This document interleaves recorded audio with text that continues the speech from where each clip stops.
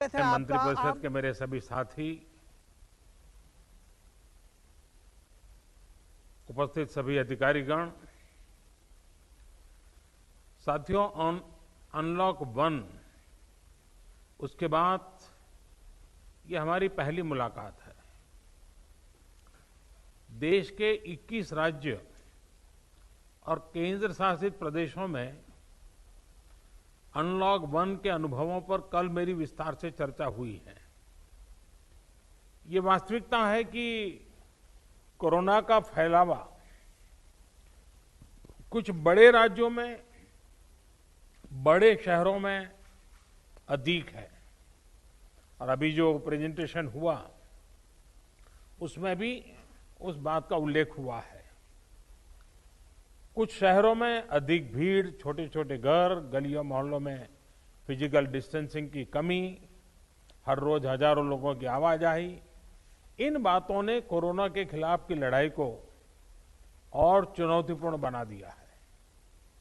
फिर भी हर देशवासी के संयम, अनेक जगहों पर प्रशासन की तत्परता और हमारे कोरोना योद्धाओं के समर्पण की वजह से हमने हालात को नियंत्रण से बाहर नहीं जाने दिया है। समय पर ट्रेसिंग, ट्रीटमेंट और रिपोर्टिंग, उसके कारण हमारे यहां संक्रमण से रिकवर होने वालों की संख्या लगातार बढ़ रही है। ये राहत की बात है कि आईसीयू और वेंटिलेटर केयर की जरूरत भी बहुत कम मरीजों को पड़ रही है। समय पर उठाए गए सही कदमों के कारण हम सभी इस बड़े खतरे का मुकाबला कर पाए हैं। लॉकडाउन के दौरान देश की जनता ने जो अनुशासन दिखाया है, उसने वायरस की एक्सपोनेंशियल ग्रोथ को रोका है। चाहे इलाज की व्यवस्था हो, हेल्थ इंफ्रास्ट्रक्चर हो, ट्रेन मैन पावर हो, आज हम कहीं ज्यादा संभली हुई स्थिति में है। आप भी इससे परिचित है कि सिर्फ 3 महीने पहले पीपीई के लिए, डायग्नोस्टिक किट्स के लिए सिर्फ भारत में ही नहीं, दुनिया के अनेक देशों में हाहाकार मचा हुआ था। भारत में भी बहुत लिमिटेड स्टॉक था, क्योंकि हम पूरी तरह से इंपोर्ट पर डिपेंडेंट थे।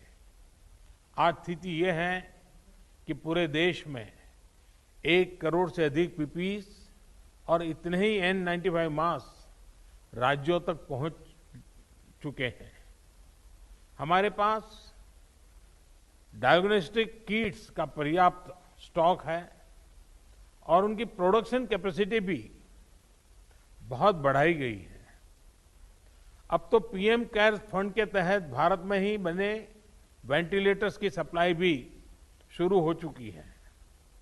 आज पूरे देश में कोरोना की 900 से ज्यादा टेस्टिंग लैब है, लाखों कोविड स्पेशल बेड है, हमारे क्वारंटीन और आइसोलेशन सेंटर्स हैं और पेशेंट्स की सुविधा के लिए पर्याप्त ऑक्सीजन की सप्लाई भी है। लॉकडाउन के दौरान लाखों की संख्या में ह्यूमन रिसोर्स को ट्रेन किया गया है। सबसे बड़ी बात, आज देश का हर नागरिक इस वायरस के प्रति पहले से ज्यादा सचेत हुआ है, जागरूक हुआ है।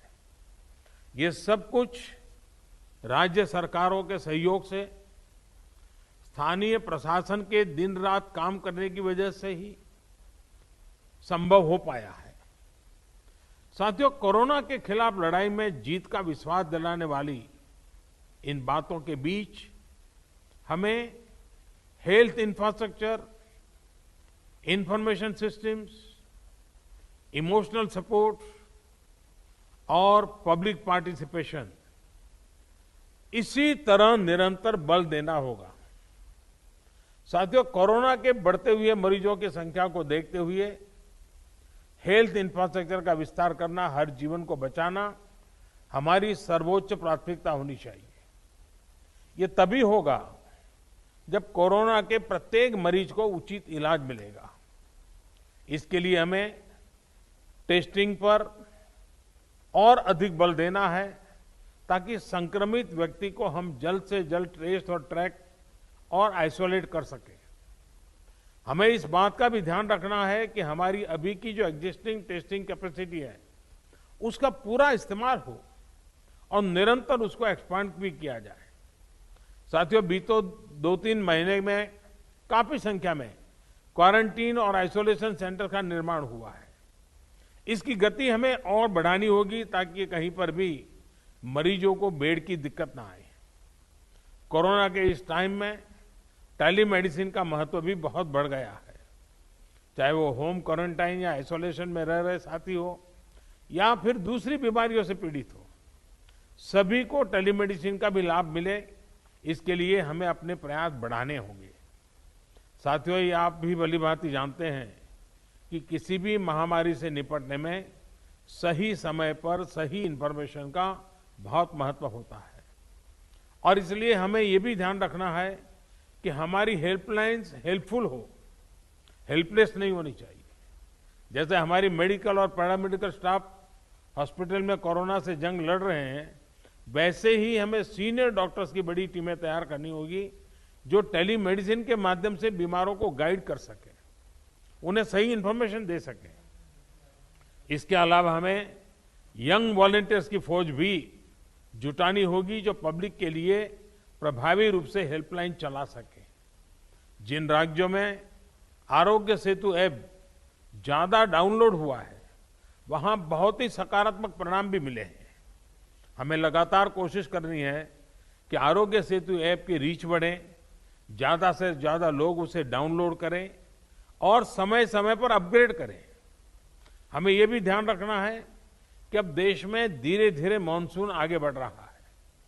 इस सीजन में जो स्वास्थ्य से जुड़ी समस्या रहती है उनसे निपटना भी बहुत जरूरी है, वरना वो बहुत बड़ी चुनौती बन सकती है।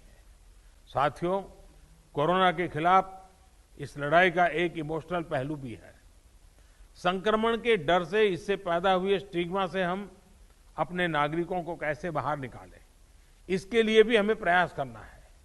हमें अपने लोगों को ये विश्वास दिलाना है कि कोरोना को परास्त करने वालों की संख्या बहुत ज्यादा है और ये तेजी से ज्यादा लोग रिकवर भी हो रहे हैं, संख्या बढ़ रही है। इसलिए किसी को कोरोना हो भी गया है तो वो घबराए नहीं। जो हमारे कोरोना वॉरियर्स हैं, हमारे डॉक्टर्स हैं, दूसरे हेल्थ वर्कर्स हैं, उनके लिए भी जरूरी सुविधाओं को सुनिश्चित करना हमारी प्राथमिकता में होना चाहिए। उनकी हर स्तर पर देखरेख करना ये हम सभी का, पूरे राष्ट्र का दायित्व है।